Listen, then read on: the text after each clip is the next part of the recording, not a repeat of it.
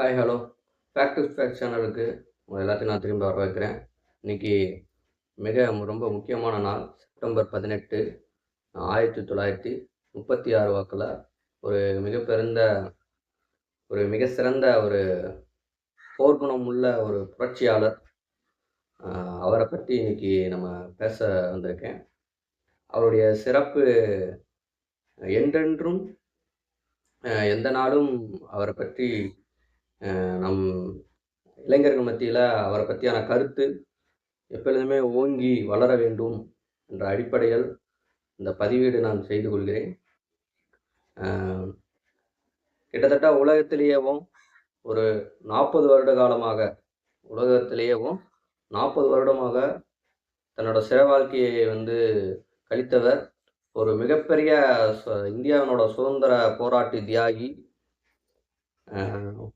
ஒரு போர்க்குணமுள்ள மிக்க கப்பலொட்டிய தமிழன் அப்படின்னு சொல்லக்கூடிய வ.உ. சிதம்பரனார் பிள்ளையை பற்றி அவர்களை பற்றி நான் உங்களோட கொஞ்ச நேரம் உரையாற்றப் போகிறேன். ஏன்னா அவருடைய தினம் இன்று, அவருடைய நினைவு தினம் இன்று. அவரை பற்றியான சிறப்பு, அவருடைய செயல்பாடு குறித்து உங்கள் முன்னாடி நான் பேச வந்துள்ளேன். கிட்டத்தட்ட 40 உலகத்திலேயே நான் சொல்லக்கூடியது. இன்னைக்கு உலக நாடுகளில் பல புரட்சியாளர்கள் இருக்காங்க. இந்தியாவில் இந்தியா சுதந்திரத்துக்காக பல்லாண்டு காலமாக பிரிட்டிஷ் காலகட்டத்தில் கிட்டத்தட்ட 200 ஆண்டுகள் சொல்லப்படுது.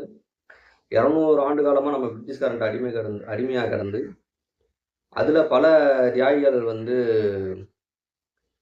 அகிம்சை வழியிலையும் மிதவாதி என்ற அடிப்படையிலையும் சில தியாகிகள்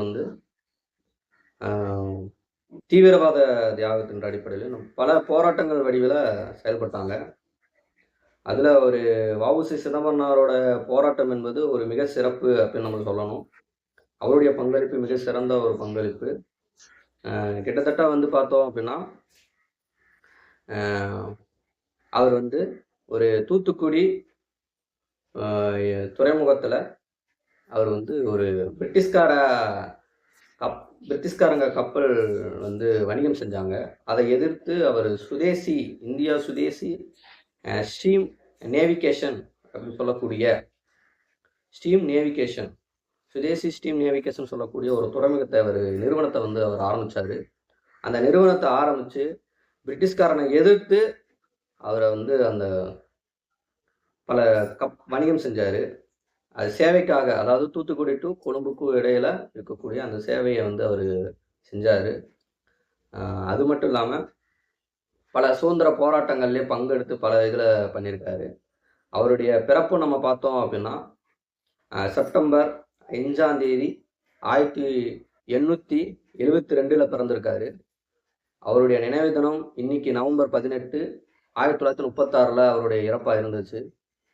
இந்த இடைப்பட்ட காலத்தில் அவர் பிறக்கக்கூடிய ஒரு மனிதர் எப்படியோ ஒரு மனிதராக பிறந்திருக்கலாம். ஆனால் இறக்க போகும்போது அவர் மனிதர் எப்படிப்பட்ட ஒரு மனிதராக இருந்திருக்கிறார் என்பதுதான் இங்கே பேசப்படக்கூடிய ஒரு பொருளாக இருக்கு. அப்போ நம்ம எடுத்துக்கணும். அவர் மிகச்சிறந்த ஒரு வழக்கறிஞர், ஒரு எழுத்தாளர், பொருளாதாரத்திலையும் அவருடைய பங்களிப்பு இருக்கு. அரசியல், இலக்கியங்கள் என்ற பல்வேறு துறைகளில் பங்கெடுத்தவர். அது மட்டும் தமிழ், ஆங்கிலத்தில் புலமை வாய்ந்தவர். இவர் கிட்டத்தட்ட அந்த சுதேசி ஸ்டீம் நிறுவனத்தை அவர் ஆரம்பித்து 2 வருடங்கள் கழித்து 1906 அவரை ஆரம்பித்தார். 1908 2 வருடங்கள் கழித்து 1908 அவரை பிரிட்டிஷ் அரசாங்கம் அவரை கைது செய்ய வழக்கு போடுது. உடனடியாக அவரை கைது செய்து கை காலில் விலங்குகளை மாட்டி தரதரன்னு இழுத்து சென்று கிட்டத்தட்ட கோவையோட சிறை இருக்குல்ல, கோயம்புத்தூர்ல இருக்கக்கூடிய சிறைகளை தான் அடைச்சு வைக்கிறாங்க. அங்க இருக்கக்கூடிய ஜெயிலர் மிஞ்சேல் அப்படின்னு சொல்லக்கூடிய அவர் தான் அவரை மிஞ்சேல்ன்ற ஒருத்தர் இருக்கான், பிரிட்டிஷ்காரன். அவன் ரொம்ப கொடுமையானவன், அரக்கன், ரொம்ப ஒரு கொடுங்கோல், மனிதத்தன்மையே இல்லாத ஒரு மனுஷன் தான் பார்த்துக்கோங்க. அந்த அளவுக்கு கொடூரமானவன். வ.உ.சியை அவர் உண்மையாக இருந்ததுக்கும் உண்மையை பற்றி சொன்னதுக்கும் அதுக்காக அவரை கைகளையும் கால்களையும் விலங்குகளை மாட்டி அவர் தர தர தர தரன்னு இழுத்து சென்று ரோட்டு ஃபுல்லா அப்படி இழுத்துட்டு போய் ஜெயிலில் கிட்டத்தட்ட 40 வருடங்கள் கழிச்சிருக்காரு. ஜெயிலில் போனோன்னா அவருக்கு மொட்டை அடிச்சுட்டாங்க. அவர் வந்து பார்த்தீங்கன்னா துண்டு வச்சு சுற்றி வச்சிருப்பார் தலையில. துண்டை கழட்டி மொட்டை அடிச்சிடுறாங்க. ஃபுல்லாக மொட்டை அடிச்சு விட்டுறாங்க. ஒரு துணி கொடுக்குறாங்க. அந்த துணி எதுனா சாக்கு பையில சாக்கு பை இருக்குல்ல, அதுல செஞ்சு துணியை அவருக்கு கொடுக்குறாங்க போடுறதுக்கு. அதுதான் அவர் போடுறாரு. அவருக்குன்னு ஒரு தனி ஒரு ரூம் வந்து கொடுத்துட்றாங்க. அந்த ரூம்ல வந்து பார்த்தீங்கன்னா எந்த ஒரு காத்து கூட உள்ள போகாத அளவுக்கு ஒரு இருட்டு நிறைந்த ஒரு ரூம்னு சொல்லலாம். அதை காற்றே உள்ள போக முடியாது, அந்த அளவுக்கு ஒரு இருட்டு நிறைந்த ஒரு ரூமு. அந்த ரூமுக்குள்ள வந்து அவரை அடைச்சு வைக்கிறாங்க. அங்க சுத்தமும் கிடையாது, ஒரு சுகாதாரமாகவும் இருக்காது. அது அவர் 2 கால்களையும் விளங்க மாட்டிருக்காங்க. கிட்டத்தட்ட வந்து வெளியே என்ன நடக்குது எதுவுமே தெரியாது அவருக்கு. அப்படி போயிட்டு இருக்க அப்படியெல்லாம் அவரை அடைச்சி வச்சு ரொம்ப கொடுமைப்படுத்துனாங்க. அப்புறம் வந்து சணல் கிழிக்கிற மிஷின் இருக்குல்ல, அந்த மிஷினை வந்து கையால சுத்துற வேலையை தான் அவங்க ஒரு வேலையை வந்து வ.உ.சி. சிதம்பரனாருக்கு கொடுக்குறாங்க. யாரு? இந்த பிரிட்டிஷ் அரசாங்கம். இந்த மிஞ்சேல்னு சொல்லக்கூடிய மிக கொடூரமானவன், பிரிட்டிஷோட ஜெயிலர். அவன் வந்து ஜன்னலை கிழிக்க மிஷினை ஒன்று கையில் சுட்ட சொல்லி ஒரு வேலையை கொடுக்குறான். அந்த வேலையை தான் அவர் செய்கிறாரு. அந்த வேலை செய்யும்போது அவருடைய கையில் இருக்கிற தோல் இருக்குல்ல, இந்த தோல் உறிஞ்சு ரத்தம் பீச்சிட்டு அடிக்குது. தோல் உறிஞ்சு ரத்தம் பீச்சிட்டு அடிக்குது. அவ்வளோ ரொம்ப கொடுமைப்படுத்தி அவர் சித்திரவதைப்படுத்துனாங்க. கொடுமைப்படுத்தி ரொம்ப சித்திரப்படுவாங்க. அதுக்கப்புறம் கையால் அவர் எந்த வேலையும் செய்ய முடியாது, அந்த அளவுக்கு வந்து காயங்களாகி போச்சு. அப்புறம் என்ன செய்யறாங்க அப்படின்னா, அடுத்து இவருக்கு கையால வேலையை தவிர வேற ஏதாவது வேலை கொடுத்தாங்கன்னு செக்கிழுக்கிற வேலையை செய்ய சொல்றாங்க. அதாவது மாடு வந்து சில பார்த்தீங்கன்னா இழுத்துட்டு போகும் பார்த்தீங்களா, மாடு இழுத்துட்டு போறது, இழுத்துட்டு போகக்கூடிய அந்த மூட்டையில அடுக்கி வச்சு இழுத்துட்டு போற வேலையில வந்து மாடுக்கு பதிலாக வ.உ.சி. சிதம்பரனாரனை வைத்து இழுக்க செய்தார்கள், மிக கடுமையான முறையில.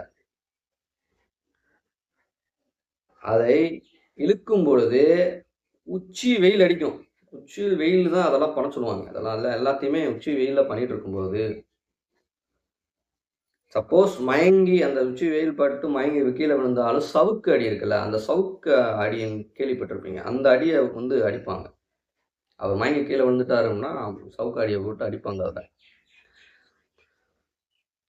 அந்த அந்த அளவுக்கு வந்து ரொம்ப கொடூரமா ஒரு மனுஷனா இல்லாம மாதிரி ஒரு யோசிச்சு பாருங்க. ஒரு பிரிட்டிஷ்காரனை அன்னைக்கு இருக்கக்கூடிய அதிகாரத்தை எதிர்த்து ஃபைட் பண்ணதற்கு எந்த அளவுக்கு தண்டனையை வந்து கொடுத்துருக்காங்க, பல இன்னல்களை கொடுத்துருக்காங்க, எவ்வளோ பெரிய சித்திரவதை அனுபவிச்சிருக்கான்றத இங்கே வந்து கண்டிப்பாக தெரிஞ்சுக்கணும் ஃப்ரெண்ட்ஸ்.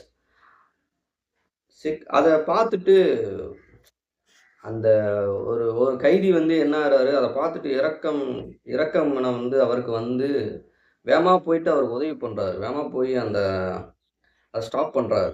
அந்த கொடுக்கக்கூட தண்டனை ஸ்டாப் பண்ணும்போது உடனே அந்த கைதியையும் போட்டு அந்த ஜெயிலர் மிஞ்சல் வந்து கொலை எடுத்துடுறான். அந்த உதவி பண்ணவனையும் ஸ்டாப் பண்ணவனையும் போய் அந்த கைதியை போட்டு அடி அடி அடி அடின்னு நோடுக்கு போயிட்டு அடிக்கிறான். அதில் இன்னொரு கைதி வந்து அப்புறம் இன்னொரு நாள் ஜெயிலில் வந்து அவரை பற்றியான சிறப்பு மதிப்பீடு தெரிஞ்ச ஒரு கைதி வந்து அவரை பார்த்து வணக்கம் ஐயா அப்படின்னு இப்படி வணக்க வைக்கிறாரு. வணக்க வச்சதான் மாயம்.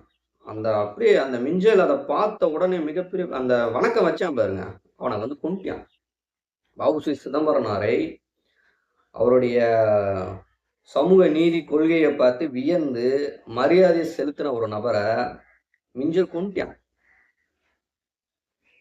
கொண்டு அதுக்கப்புறம் அவர் வெளியே வந்துட்டாரு, விடுதலை செய்யப்படுறாரு. 40 வருடம் கழித்து விடுதலை செய்ய உலகத்தில் அவர் தான் 40 வருடங்கள் அதிகமாக சிறை தண்டனை வாழ்க்கை ஆரம்பிச்சார். வெளியே வந்துட்டாரு.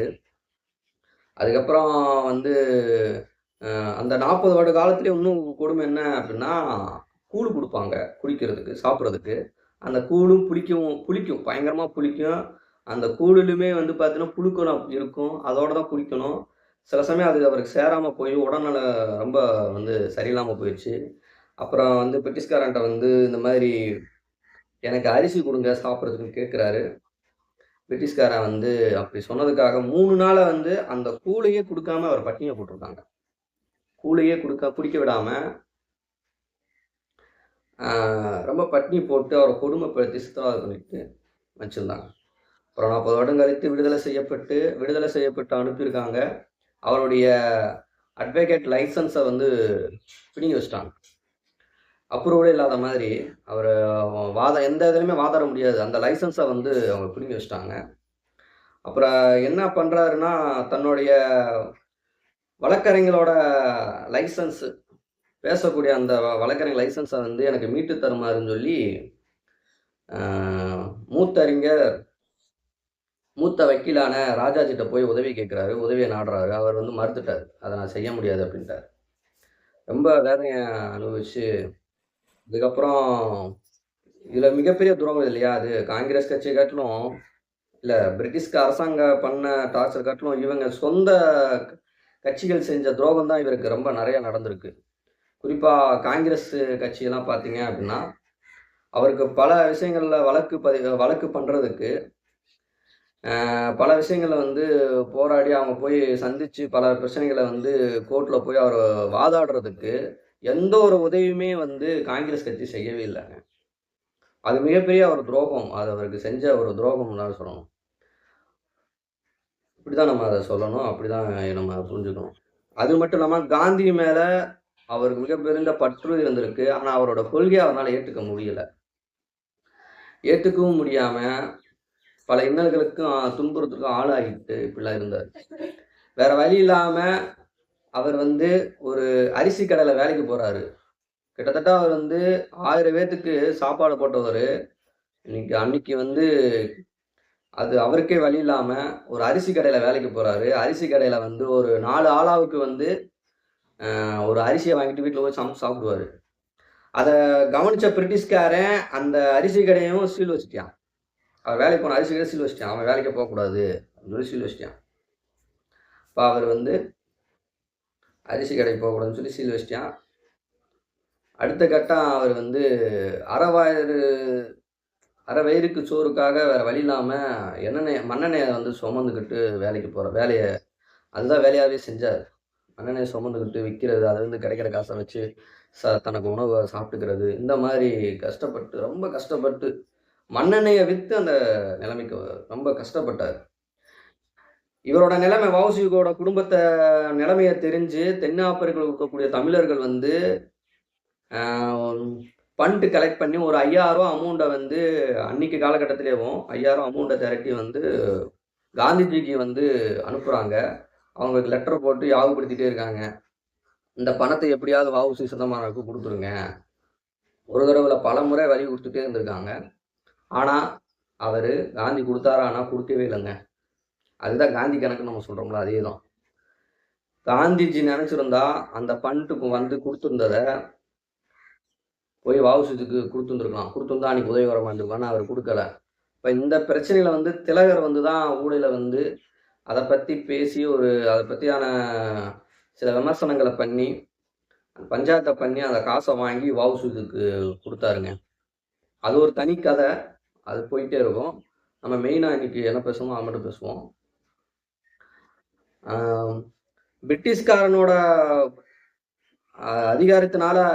அவங்களோட அதிகாரத்தினால இவங்க பாதிக்கப்பட்ட நம்ம வஉசி சிதம்பரனார் ஒரு இடத்துல கூட தன்னோட சமூக நீதி போர் குணமுள்ள விஷயத்த விட்டு கொடுக்கவே இல்லைங்க. அவ்வளோ விடாமுயற்சியாக வந்து தன்னை வந்து அவரை எதிர்த்து ஃபைட் தான் பண்ணாரே தவிர்த்து ஒரு இடத்துல கூட குறைஞ்சு அவருக்கு உதவி செய்கிறதுக்கே பல பேர் பயந்தாங்க. ஏன்னா பிரிட்டிஷ்காரர் அந்த அளவுக்கு கொடூரமான ஆளாக இருந்தாங்க. பிரிட்டிஷ்கார பண்ண கொடுமையை காட்டிலும் அவங்க சொந்த நாட்டிலேயே இருக்கக்கூடிய காங்கிரஸ் கட்சி அமைப்பு சில அவருடைய சோழர்கள் எல்லாமே வந்து அவங்களுக்கு மிக விரோதியாக நடந்துக்கிட்டாங்கன்றதான் ரொம்ப ஒரு வருத்தமானோம். இதில் அவர் சொல்லித்தங்க தலைவராகவும் இருந்தார். அவருடைய சொந்த கட்சியில் கூட அவர் இறந்ததுக்கு வந்து உரிய மரியாதையை வந்து அவர் வந்து யாருமே வந்து செய்யலை.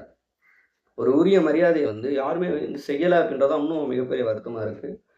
ஸோ அவர் என்ன சொல்கிறது, கப்பலோட்டிய தமிழன், செங்கெழுத்த அவர் தமிழன் என்று சொல்லாமல் மட்டும் இல்லாமல் அவரை பற்றி, அவருடைய சமூக நீதி கொள்கையை பற்றி நம்ம இளைஞர்களான எல்லாருமே தெரிஞ்சுக்கிறோம். ஏன்னா நம்மளோட நாட்டினோட வரலாறு, இதுக்கு முன்னாடி இருந்த வ.உ.சி. சிதம்பரனார் பிள்ளை எந்த அளவுக்கு வந்து ஒரு போர்க்குணம் உள்ள ஒரு மனிதனாக வாழ்ந்திருக்காருன்றத நீங்கள் தெரிஞ்சுக்கோங்க. இன்னைக்கு அவருடைய நினைவு தினம். செப்டம்பர் 5ல் பிறந்தவர். 5ல் பிறந்து 1872 தான் பிறந்தார். இப்போ 1936 நவம்பர் 18 தான் அவருடைய இறப்பு. இன்று தான். அவருடைய நினைவு தினத்தை நினைவு கூறுமாறு இந்த கருத்தை நான் பதிவிடுகிறேன். Thank you for fact to fact சேனலுக்கு சப்ஸ்கிரைப் பண்ணுங்கள்.